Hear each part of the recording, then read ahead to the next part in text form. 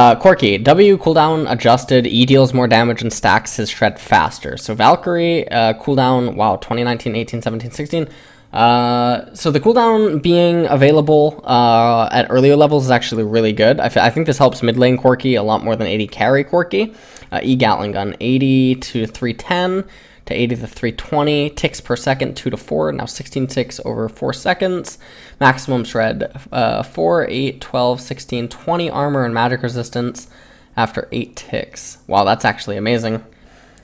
Okay, well, so basically, I don't think this will propel Corki into the meta because he lost out on the Trinity Force changes just a bit, and that was one of his core items. Not that he needs to build that way, but I think that the changes to Valkyrie really help mid lane Corki more than anything, even though it's definitely going to help AD carry Corki as well. But I don't know if this is really enough, again, to propel him back into the meta, especially because Sivir is so dominant right now, and Sivir's response to his Proffer's Bomb.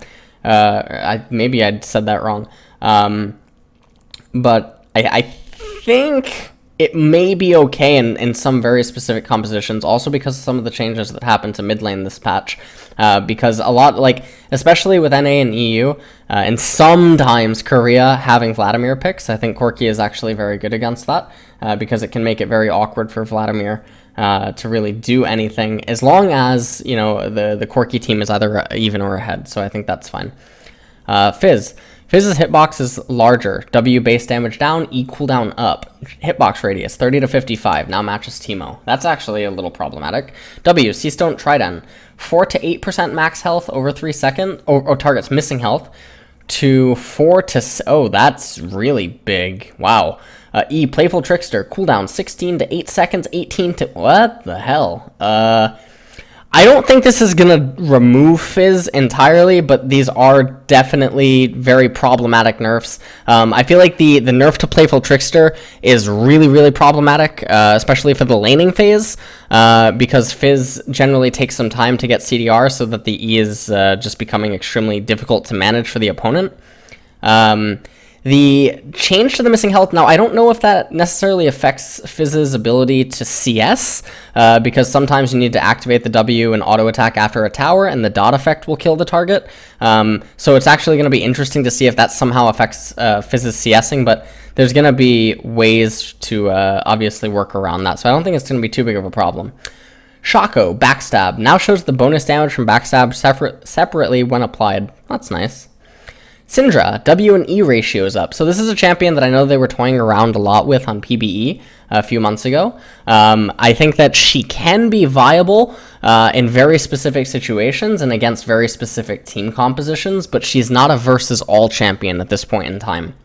So, W, Force of Will, 0.7 to 0.8 ability power. This isn't so big, generally because Syndra ends up usually rounding out around 600 or 700 AP at max, and traditionally in the mid-game, she has around 320 to 370 AP, depending on where she stands in the itemizations. E, Scatter the Weak, AP ratio 0.4 to 0.5 ability power, so that's pretty big. So basically, her full combo has now gained successfully 0.2 ability power, which that can definitely add some execution damage. She is really good if they do have a team full of squishies, so I don't think that, you know, it's going to be too bad for her, but I don't know if these buffs are actually enough to bring her back in. I think that I'm not exactly too familiar of her exact range, but she can be picked into certain mid lane matchups, especially against a lot of the junglers that are coming in, like we've seen Kha'Zix. She's not so great against like Graves. She is good against the hindered Nidalee. She is good against the hindered Kindred after the changes that occurred. And she's not so great against Elise, though. But it's always important to factor in all the other variables. So again, by the way, most of the stuff that I'm talking about is focused on competitive, but I will mention if it's good for solo queue. And obviously this is good for solo queue because any buff is good for solo queue. Xin Zhao. Base health 591 to 600, so he gets 9 HP. So now you can save one of those yellow seals. Health growth stat 87 to 92. Oh, that's actually pretty good. That's actually really good. So what, he gets an extra 900, or he gets an extra 99 HP. That's not so bad. So that's like a 300 gold buff in terms of efficiency to him. I don't think that's really going to make him very valuable right now, though. I don't think that he's a very good jungler. Shadows created by W, Living Shadow, and Deathmark are now marked by a circular team indicator. Okay, I don't think this is so bad. I saw some people complaining about it, but it's not that bad. Now, the Infinity Edge change gets plus 5 AD, Essence Reaver plus 5 AD, Lord Dominic's Regard plus 10 AD, Mortal Reminder plus 10 AD. So all the AD ratios on these items went up without really changing their gold cost. So it looks good all around. Bilgewater Cutlass, the gold goes down. So this is actually really good for some champions, most notably Twitch, Vayne. Another champion that benefits from all of this is also is going to be Twitch because of all the AD stats going up. Now the problem is that this directly hits the Sivers Yoomuu Black Cleaver build, and it also hits Lucian's Yoomoo's Black Cleaver build. But those aren't very common builds right now. Another champion that this does hit is Twitch when he goes Yoomoo's Ghostblade first, and it also hits Kindred when she elects to go Yoomoo's Ghostblade first. So at the end of the day, the AD carries are going to find themselves probably being able to hold an extra pickaxe, and in some cases, I guess they'll be able to hold like a pickaxe and a longsword extra at the very end of the game. So the AD stats are kind of nice, but I think AD carries are actually in a really, really nice spot right now, and that they just they over-complain basically about where they stand. Rod of Ages. Cost increased, health restore on mana spend decreased. So combined cost 650 to 700. 100 gold up. Wow, that's actually pretty big. Currently, though, not a lot of champions are building Rod of Ages. Twisted Fate builds it, but after the change to him, he only builds it in some situations, which is generally against Burst Mage casters. Other champions that can build it is like Anivia, so this will definitely hurt Anivia, which is traditionally seen in Korea as one of the hardest counters to Vladimir. This will also impact top lane or jungle Fizzes who elect to go Rod of Ages. This will also impact top lane Gragas if he elects to go Rod of Ages. But it's not going to be the end of the world. This is also another indirect buff or nerf to Rise. I'm sorry. And it affects him heavily, but I don't think that that's too problematic because he's getting reworked anyway. Hextech GLP 800. Well, this item's useless, so I guess it's fine. Righteous Glory. Okay, well, they just get all of their passive things changed, which is a nerf, but it's not. This isn't the end of the world. This passive isn't really why you ever get these items. Grasp of the Undying. Despite our efforts earlier this season, Grasp of the Undying is still far too common in the top lane, crowding out other Keystone masteries. Grasp is supposed to give tanks a little more oomph in combat, but its sustain is fairly excessive, cheapening the risk and reward of aggressive action. Grasp of the Undying should still be the go-to mastery for beefy solo lane champions, but combat from Grasp users will now mean something rather than immediate being sustained away. Damage on hit, 2.53% of your maximum health. Okay, so 3% of your maximum health on hit for like a 3,500 HP target. Healing on hit, 2.5% to 1.5. I feel like this is actually problematic because some champions that were primarily duelists and they could flex into Fervor of Battle can now actually just stick with Grasp of the Undying. Fervor of Battle. Abilities give fewer stacks. This is really, really problematic, but it definitely takes away from like the dueling capability of Aurelia.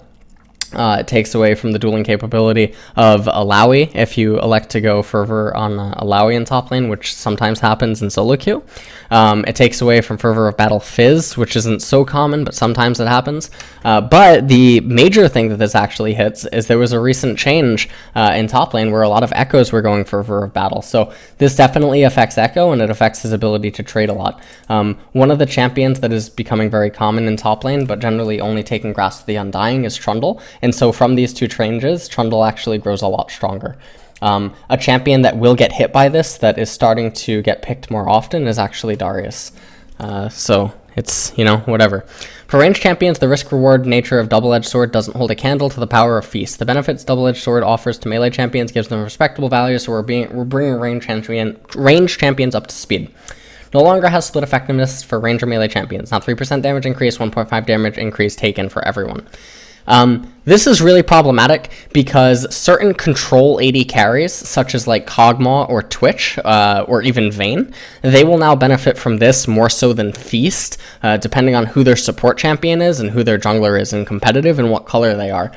Because as long as they're able to circumvent getting really cheesed or set behind in the laning phase, this mastery change is going to be really gigantic for them.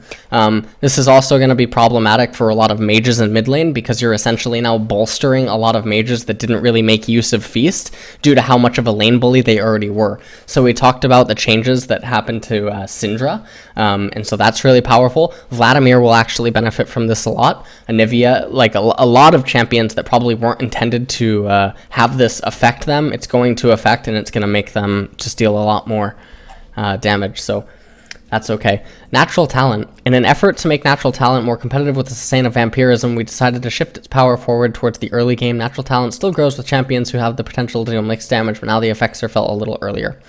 0.4 per rank, plus 2 at rank 5. 0.6 per rank, plus 3 at rank 5. These changes aren't so big. I guess it helps out Fizz's early game, which just took a hit. And it definitely helps out hybrid dealing champions. But generally, when you take natural talent anyway, you only usually allocate 3 points into it, and then you allocate 2 points into the vampirism, which is like the lifesteal spell vamp. So this isn't so big, and I don't think it helps out a lot. Veteran Scars actually being upped to just give a little bit more HP. I don't really know how good this is really gonna be. I don't think that this mastery is very good because where does it actually... Oh, hold on one second. Let me log in because I actually don't know, or I can't remember off the top of my head what you have to sacrifice in order to get this. If I'm correct, you have to sacrifice the... Okay, well, Korea server is patching. Never mind. Korea server is not patching. Or that patched really quick. Give me 1 second so I can just log in and check the... masteries. Okay, give me 1 second. Masteries. Oh, Tuksong. What do you give up? I mean, I guess on certain champions this will actually be okay now.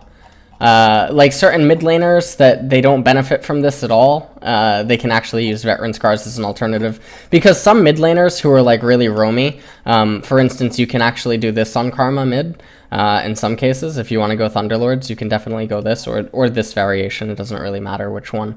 And this is actually really powerful. But the problem is if you're Karma, you're doing this, right? But there's going to be some mid laners where you can actually elect to go Veteran Scars now over the healing. So that's actually not so bad.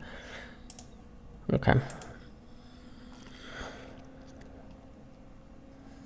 Okay, Bard. Oh, this is Howling Abyss. I'm actually not going to talk about Howling Abyss because I think it's pointless. So, is this about Howling Abyss? I think it's still about Howling Abyss. Okay.